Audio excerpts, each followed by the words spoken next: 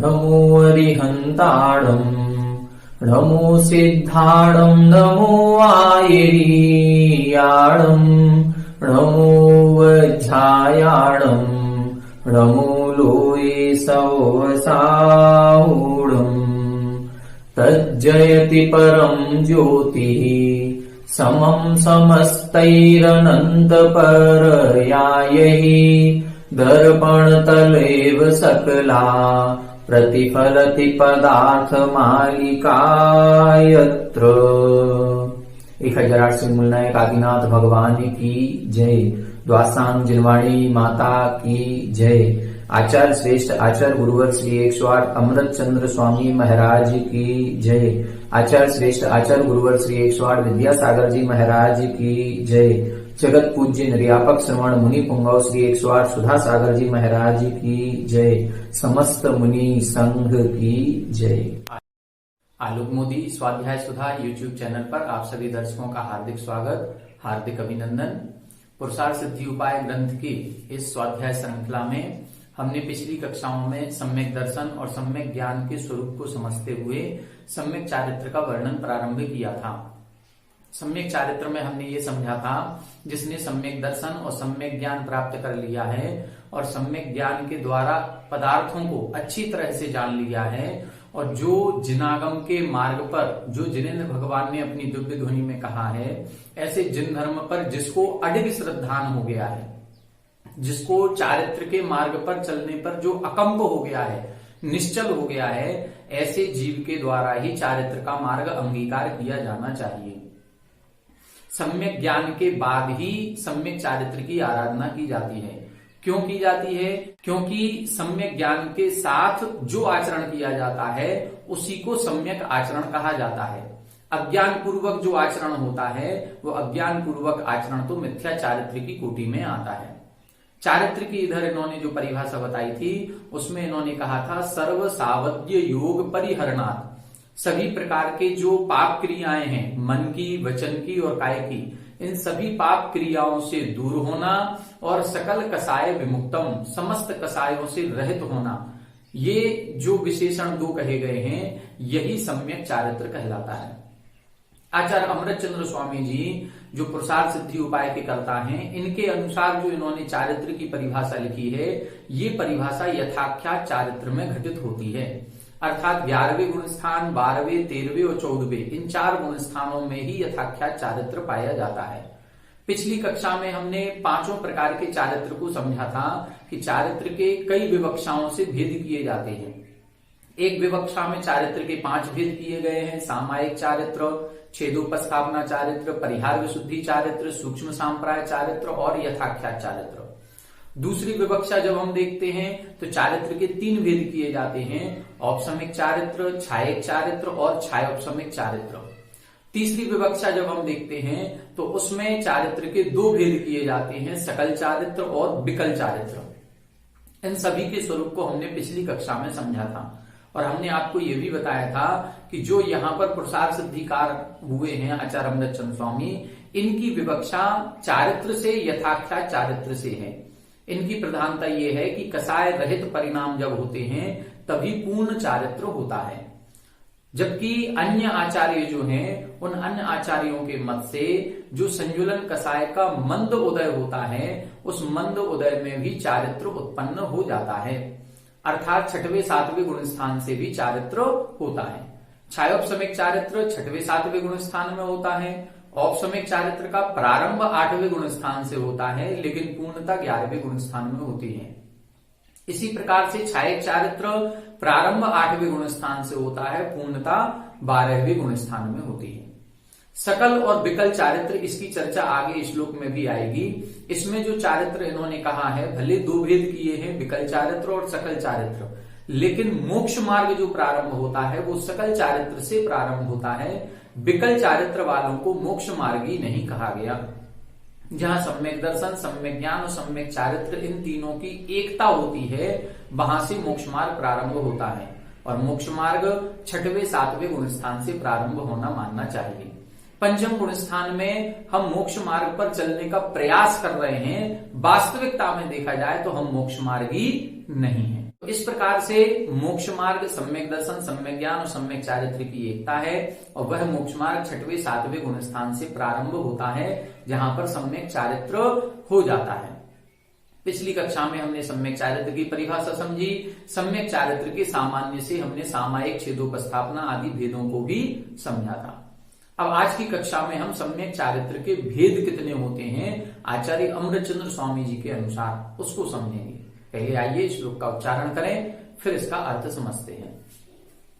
हिंसा तो नृत वचनात्, हिंसा तो नृत वचनात्, स्तेया दब्रह्मतः परे ग्रहता। द शब्द लिखा है, दा को आगे जोड़ेंगे क्योंकि इससे आ निकलेगा। स्तेयात फिर अब्रह्मतः, तो दा में से आ निकलेगा, इसलिए दा को अपन उस तरफ पढ़ेंगे। स्तेया दब्रह्मतः परे ग्रहता, हिंसा तो नृत वचनात्, हिंसा तो नृत वचनात्, स्तेयाद ब्रह्मतः परे ग्रहतः, स्तेयाद ब्रह्मतः परे ग्रहतः, कार्ष्ण्यैक देश विरतेश। यहां अच्छे से देखें, आधा रा, आधा ता, आधा सा और आधा न, ये चारों अक्षर आधे आधे हैं। चारों का उच्चारण एक साथ अपन को करना है। कार, रा को पहले बोलेंगे, कार्ष्ण्यैक, कार्ष्ण्यैक, कार्ष्ण्यैक देश विरतेश, चारित्रम जायते द्विविधम, चारित्रम जायते द्विविधम, हिंसा तो नृत वचनात्, हिंसा तो नृत वचनात्, स्तेयाद ब्रह्मतः परे ग्रहतः, स्तेयाद ब्रह्मतः परे ग्रहतः, कार्ष्ण्यैक देश विरतेश, कार्ष्ण्यैक देश विरतेश, चारित्रम जायते द्विविधम, चारित्रम जायते द्विविधम। एक बार आप लोग पढ़ें, हिंसा तो नृत वचनात्, हिंसा तो नृत वचनात्, स्तेयाद ब्रह्मतः परे ग्रहतः, स्तेयाद ब्रह्मतः परे ग्रहतः, कार्ष्ण्यैक देश विरतेश, कार्ष्ण्यैक देश विरतेश, चारित्रम जायते द्विविधम, चारित्रम जायते द्विविधम। देखें अर्थ देखें, अभी पिछले श्लोक में इन्होंने जब परिभाषा बताई थी तब इधर इन्होंने लिखा था समस्त सावध्य योग परिहरणार्थ। समस्त सावध्य, सावध्य का मतलब पाप क्रियाएं। अब वो पाप क्रियाएं कितनी होती हैं वो इधर बता रहे हैं। सबसे पहले लिखा हिंसातः, अर्थात हिंसा से, अनृत, अनृत वचनात्, अनृत यानी झूठ, झूठ वचन से, स्तेयात, स्तेयात का मतलब चोरी से, अब्रह्मतः कुशील से, और परिग्रहतः अर्थात परिग्रह से। इन सभी में दूर हटना है, इसीलिए यहां पर हिंसातः ये तसिल प्रत्यय होता है। तः अर्थ दूर हटने अर्थ में होता है। अथवा पंचमी विभक्ति वचनात्, ये पंचमी विभक्ति का प्रयोग भी दूर हटने अर्थ में होता है। तो यहां पर पांचों ही पापों में तसिल प्रत्यय या पंचमी विभक्ति का प्रयोग किया है। हिंसातः अर्थात हिंसा से, अनृत वचनात् झूठ से, स्तेयात यानी चोरी से, अब्रह्मतः यानी कुशील से, और परिग्रहतः परिग्रह से। इनसे क्या करना है? इनसे विरतेः विरक्त होना, इनसे विरक्त होना ही चारित्रम जायते, चारित्र कहलाता है। अब ये चारित्र द्विविधम, दो प्रकार का होता है। ये जो 5 पापों से विरक्त होना है इसको हम चारित्र कहते हैं, या इसका दूसरा नाम व्रत भी मिलता है, इसको अपन व्रत भी कहते हैं। जैसे आचार्य उमा स्वामी जी ने तत्वार सूत्र ग्रंथ जहां लिखा तो उसके 7वें अध्याय के प्रथम सूत्र में इन्होंने व्रत की परिभाषा दी है। हिंसा नतस्तेया ब्रह्म परिग्रहेभ्यो विरतिर व्रतम, हिंसा नतस्तेया ब्रह्म परिग्रहेभ्यो, उधर उन्होंने सूत्र का निर्माण किया है इसलिए पांचों शब्दों को एक साथ मिला करके अंत में विभक्ति का प्रयोग किया है। हिंसा नतस्तेया, हिंसा, अनृत, स्तेय, अब्रह्म और परिग्रहेभ्यो और परिग्रह, इन पांचों पापों से विरक्त होना ही व्रत है।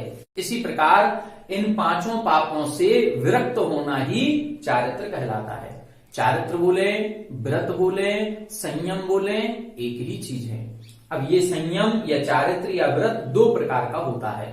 दो प्रकार का कैसे होगा? कार्ष्ण्य एक देश वृते, विरत शब्द दोनों में लगेगा। कार्ष्ण्य वृते, एक देश वृते। कार्ष्ण्य शब्द बनता है कृष्ण से। कृष्ण शब्द का मतलब होता है संपूर्ण। कृष्ण शब्द संपूर्ण अर्थ का वाची है। कृष्ण शब्द आपने और कहां पढ़ा होगा?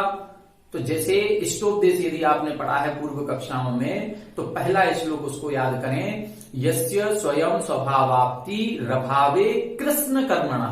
कृष्ण शब्द, कृष्ण का मतलब होता है संपूर्ण कर्मों के अभाव होने पर जिनको अपने स्वरूप की प्राप्ति हो गई है। तो कृष्ण का मतलब क्या है? संपूर्ण। और कृष्ण कहां पढ़ा होगा? तत्वार सूत्र जी को याद करें, उसके 5वें अध्याय में एक सूत्र लिखा है, धर्मा धर्मियो कृष्णे। धर्म द्रव्य और अधर्म द्रव्य कहां पाए जाते हैं, उनका अवस्थान कहां है? कृष्ण में, मतलब संपूर्ण लोकाकाश में है। और कृष्ण कहां शब्द आया है? और कृष्ण आया है तत्वार सूत्र के ही 10वें अध्याय में, बंध हेतु भाव निर्जराभ्याम कृष्ण कर्म विप्रमोक्षो मोक्षः। कृष्ण कर्म विप्रमोक्षो, संपूर्ण कर्मों के दूर हो जाने पर, मुक्त हो जाने पर मोक्ष होता है। तो कृष्ण शब्द का मतलब होता है संपूर्ण। और कृष्ण शब्द में जब आदि वृद्धि करके शब्द बनाया जाता है तो उसको बोलते हैं कार्ष्ण्य। तो कार्ष्ण्य एक देश विरते, कार्ष्ण्य यानी संपूर्ण रूप से, और एक देश यानी अंश रूप से, विरते विरक्त होना। किससे विरक्त होना? इन पांचों पापों से। इन पांचों पापों से संपूर्ण रूप से विरक्त हो सकते हैं और इन्हीं पांचों पापों से अंश रूप में विरक्त हो सकते हैं। जब हम संपूर्ण रूप से विरक्त होते हैं तो उसको सकल चारित्र, सकल संयम अथवा महाव्रत कहा जाता है। और जब हम अंश रूप में विरक्त होते हैं, स्थूल रूप से त्याग करते हैं, तब हम इसको अणुव्रत कहते हैं या विकल चारित्र कहते हैं या संयमा संयम कहते हैं। ठीक है, तो तीनों प्रकार के रूप मिलते हैं, सकल चारित्र, विकल चारित्र। यदि हम चारित्र की अपेक्षा भेद करेंगे तो सकल चारित्र और विकल चारित्र हो गया। व्रत की अपेक्षा भेद करेंगे तो महाव्रत और अणुव्रत कहलाएंगे। और यदि हम संयम की अपेक्षा भेद करेंगे तो इसको हम सकल संयम कहते हैं और इसको हम संयमा संयम कहते हैं। ठीक है, तो इस प्रकार से चारित्रम जायते द्विविधम, चारित्र दो प्रकार का होता है। अच्छा, रोमा स्वामी जी ने भी लिखा देश सर्वतोनु महति। पहले उन्होंने सूत्र लिखा हिंसा नतस्ते या ब्रह्म परिग्रहभ्यो व्रतम, फिर लिखा देश सर्वतोनु महति, कि इन पांचों पापों से विरक्त होना ही व्रत है। और वह व्रत दो प्रकार का, देशतः सर्वतः अणु महति, देशतः अणु सर्वतः महति, ऐसे उसको जोड़ करते हैं। देशतः अर्थात संपूर्ण पापों से, इन पांचों पापों से देशतः अंश रूप में यदि हम विरक्त होते हैं तो अणुव्रत कहलाएगा। और यदि इन पांचों पापों से सकल रूप से विरक्त होते हैं तो महाव्रत कहलाएगा। अब महाव्रत कहें या सकल चारित्र कहें या सकल संयम कहें, एक ही चीज है। इसी तरह से देश व्रत कहें, संयमा संयम कहें या देश चारित्र या विकल चारित्र कहें, एक ही चीज है। तो इस प्रकार से ये चारित्र के इन्होंने दो भेद कर दिए। फिर से देखें, हिंसा से, झूठ से, चोरी से, अब्रह्म से और परिग्रह से, ये 5 प्रकार की क्रियाएं हैं या 5 प्रकार के पाप हैं। इन पांचों पापों से सकल रूप से विरक्त होते हैं तो वो सकल चारित्र है, और एक देश रूप से विरक्त होते हैं तो वो विकल चारित्र कहलाता है। ऐसे चारित्र दो प्रकार का होता है। अब अपन अगले श्लोक में समझते हैं कि ये दोनों प्रकार का चारित्र किसके होता है, या जो इन दो प्रकार के चारित्र को धारण करता है वो कौन कहलाता है। आइए देखते हैं अगला श्लोक। देखें, इस श्लोक में देखें, अभी पिछले श्लोक में हमने देखा कि हिंसा से, झूठ से, चोरी से, अब्रह्म से और परिग्रह से, इन पांचों पापों से संपूर्ण रूप से विरक्त होना और एक देश रूप से विरक्त होना, इस प्रकार से चारित्र दो प्रकार का होता है। अब इस श्लोक में हम समझेंगे कि वह चारित्र किसके होता है या जो पालन करता है उस चारित्र का वह कौन कहलाता है। पहले श्लोक का उच्चारण करें फिर अर्थ देखते हैं। निरताकार से निवृत्तौ भवति यति समय सारभूतोऽयं भवति यति समय सारभूतोऽयं या त्वेक देश विरतिर् निरतस्तस्यामुपासको भवति निरतः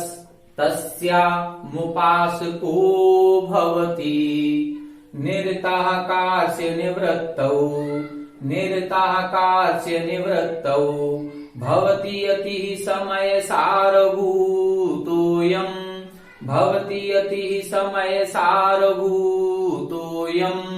या त्वेक देश विरतिर् निरतस्तस्यामुपासको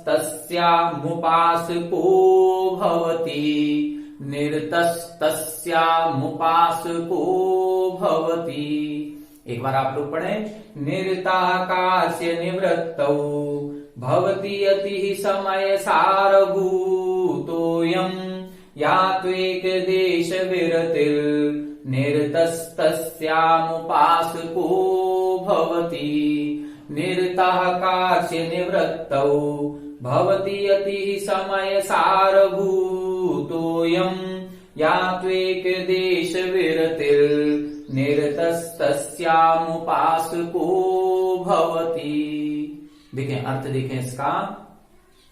कार्य निवृत्तौ, कार्य यानी संपूर्ण, निवृत्तौ यानी निवृत्ति में, संपूर्ण निवृत्ति में, जिसने संपूर्ण पापों का त्याग कर दिया।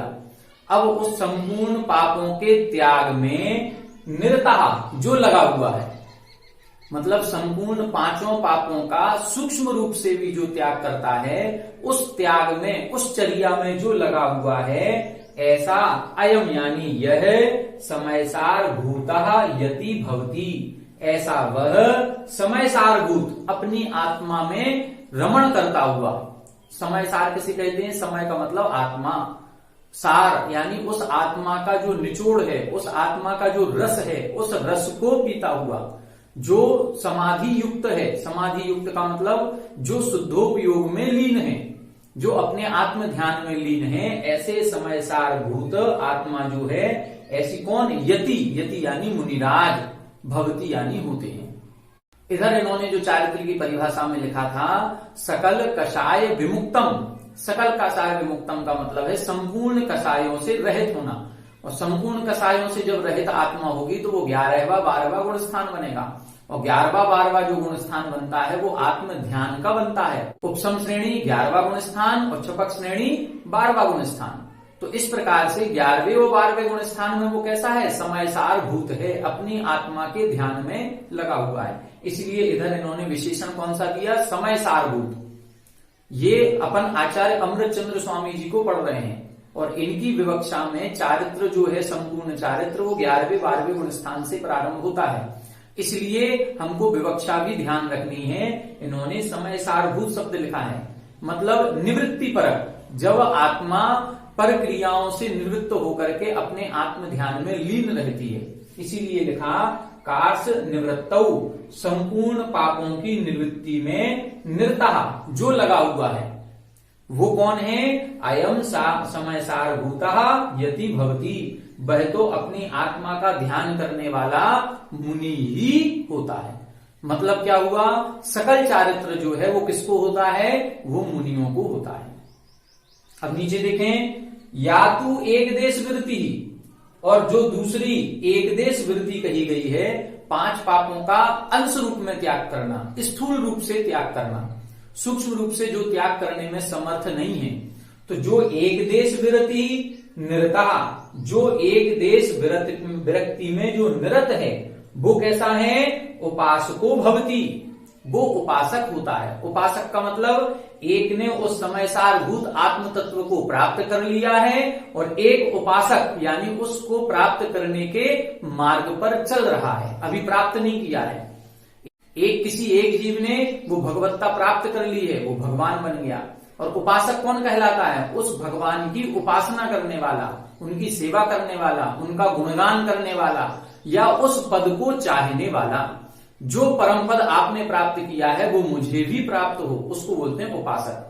तो ऐसा ही जिसने अभी एक देश व्रत लिए हैं, जिसने 5 पापों का अभी सूक्ष्म रूप से त्याग नहीं कर पाया, उसकी सामर्थ्य नहीं बन पा रही है अभी, उसके भाव उतने निर्मल नहीं हो पाए हैं अभी, या अभी गृहस्थी में फंसा हुआ है, गृहस्थी को नहीं छोड़ पा रहा है, तो ऐसा जीव जो एक देश विरक्ति है 5 पापों की स्थूल रूप से त्याग करने की, तस्याम निरतः, उस एक देश विरक्ति में जो लगा हुआ है, जो 5 पापों का स्थूल रूप से त्याग करके और 5 अणुव्रतों को जिसने अंगीकार किया हुआ है, जो 5 अणुव्रतों की चर्या का पालन कर रहा है, वो कौन है? उपासकः भवति, वो उपासक कहलाता है, अर्थात श्रावक कहलाता है। तो जिसने संपूर्ण पापों का सूक्ष्म रूप से भी त्याग कर दिया वो सकल चारित्री है, और ऐसे वो अपनी आत्मा में लीन मुनिराज होते हैं। वो कौन है? मुनिराज हैं। मुनिराज भी कैसे हैं? समय सारभूत, अपनी आत्मा के ध्यान में लीन हैं। ऐसे मुनिराजों के होगा सकल चारित्र। और तस्याम निरतः, किसमें निरत? उसमें निरत। किसमें?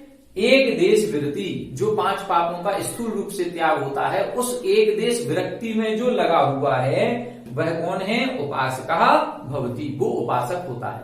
उपासक हमने बता दिया जो उस पद को अभी प्राप्त नहीं किया है, प्राप्त करना चाहता है। मुनियों ने प्राप्त कर लिया है, लेकिन मुनियों ने जो समय सारभूत आत्मा का रसपान मुनिराज कर रहे हैं, उस आत्मा के शुद्ध स्वभाव को प्राप्त करने में जो लगा हुआ है, या जो चाहता है कि मुझे भी वो शुद्ध आत्म तत्व प्राप्त हो, उसको हम उपासक कहेंगे, वो श्रावक कहलाता है। तो इस प्रकार से इन्होंने स्पष्ट कर दिया कि जो 5 पापों का त्याग है वो 2 प्रकार से होगा, सकल संपूर्ण रूप से भी, सूक्ष्म रूप से भी, और दूसरा स्थूल रूप से या अंश रूप से। जो संपूर्ण रूप से त्याग करेगा ऐसे मुनिराज कहलाते हैं, महाव्रती कहलाते हैं, 6वें 7वें गुण स्थान से ऊपर के। और दूसरी विवक्षा में देखेंगे तो दूसरे में होंगे जो श्रावक है, जो गृहस्थ है, जो एलक क्षुल्लक है, प्रतिमाधारी हैं, या आरिका माताजी हैं। ये सब किसमें आ जाएंगे? ये एक देश विरति, उस एक देश विरक्ति में आएंगे। इन्होंने 5 अणुव्रतों को अंगीकार किया है, इन्होंने महाव्रतों को अंगीकार नहीं किया। माताजी जो होती हैं आरिका माताजी, इनको उपचार से महाव्रती कहा जाता है। उपचार किसे कहते हैं? उपचार उसे कहते हैं जो वास्तविक नहीं है लेकिन फिर भी वास्तविक जैसा कह दिया जाता है, उसको उपचार कहते हैं। उपचार से महाव्रती, वास्तविकता में महाव्रती नहीं है लेकिन फिर भी चूंकि वो स्त्री पर्याय में है, और स्त्री पर्याय में उत्कृष्ट चर्या का पालन इतना ही हो सकता है जितना वो कर रही हैं, इसलिए उस उत्कृष्ट आचरण पालन करने की अपेक्षा से उनको हम क्या कह देते हैं? उपचार से महाव्रती कह देते हैं। उन्होंने भी घर आदि सब छोड़ दिया, सूक्ष्म पापों का उन्होंने भी त्याग किया है, लेकिन चूंकि एक परिग्रह पाप ऐसा है, उस परिग्रह पाप को सूक्ष्म रूप से त्याग नहीं कर पाते हैं, और भी कुछ मूल गुण उनके कम हो जाते हैं उस पर्याय की परिस्थिति के कारण से, इसलिए उनको उपचार से महाव्रती कहा जाता है। लेकिन जो एलक क्षुल्लक हैं, ये तो पुरुष वेदी हैं, ये तो महाव्रती बन सकते हैं, इसलिए ये 11वीं प्रतिमा वाले कहलाते हैं, उत्कृष्ट श्रावक कहलाते हैं। इनको हम उपचार से महाव्रती नहीं कहेंगे। क्यों नहीं कहेंगे? क्योंकि ये उत्कृष्ट चर्या का पालन कर सकते हैं, फिर भी अभी नहीं कर रहे हैं, इसलिए ये अभी प्रतिमाधारी कहलाएंगे, उत्कृष्ट श्रावक। और हम लोग जो गृहस्थों में प्रतिमाएं ले लेते हैं, किसी की 2 प्रतिमाएं हैं, किसी की 5 हैं, किसी की 7 हैं, किसी की 8 हैं, तो जो जब तक घर में रहा जा सकता है वो हम लोग सदगृहस्थ कहलाएंगे, प्रतिमाधारी कहलाएंगे, पंचम गुण स्थान वाले कहलाएंगे। ठीक है, तो यहां पर अपन ने आचरण के या चारित्र के या संयम के या व्रत के 2 भेद अपन ने समझ लिए, एक सकल चारित्र, एक विकल चारित्र, एक सकल संयम, एक विकल संयम या संयमा संयम, एक महाव्रत और दूसरा अणुव्रत। इस प्रकार से आज की कक्षा में अपन ने चारित्र की परिभाषा समझी, चारित्र के भेद समझे, और वो चारित्र का पालन कौन करते हैं उन पात्रों को भी समझा। तो इस प्रकार से चारित्र किसे कहा? चारित्र की परिभाषा बताई थी, समस्त सावध्य योग परिहरणार्थ, सभी प्रकार के जो पाप से सहित मन वचन काय की क्रिया है उनको दूर करना और समस्त कसायों से रहित हो जाना, ये चारित्र कहलाता है। अब वो 5 पाप कौन से थे, तो वो उन्होंने बता दिए, हिंसा, झूठ, चोरी, कुशील, परिग्रह। इन 5 पापों से स्थूल रूप से त्याग करना और सूक्ष्म रूप से त्याग करना। जो स्थूल रूप से त्याग करता है वो उपासक कहलाता है, श्रावक कहलाता है। जो सूक्ष्म रूप से, संपूर्ण रूप से त्याग कर देता है वो मुनिराज हैं। कैसे? समय सारभूत अपनी आत्मा का रसपान करने वाले। तो इस प्रकार से हमने चारित्र को समझा। अब इस चारित्र की आगे विशेषता बताएंगे। हिंसा, झूठ, चोरी, कुशील, परिग्रह, इन 5 पापों का विशेष वर्णन होगा और 5 प्रकार के अनुव्रत या महाव्रतों का, इनका भी विशेष रूप से वर्णन होगा, जिसमें हिंसा पाप का अत्यंत सूक्ष्म वर्णन आचार्य महाराज ने किया है। अब यहां से आगे से हिंसा पाप का वर्णन शुरू होगा, अहिंसा का कथन प्रारंभ होगा। वास्तविकता में हिंसा क्या है और अहिंसा क्या है, जैसा वर्णन आचार्य अमृतचंद्र स्वामी जी ने इस ग्रंथ में किया है, ऐसा वर्णन अपने जैन शास्त्रों में भी किसी अन्य शास्त्रों में नहीं है और इतर धर्म के जितने ग्रंथ हैं उन किसी भी ग्रंथ में इतना सूक्ष्म वर्णन अहिंसा का या हिंसा का नहीं है।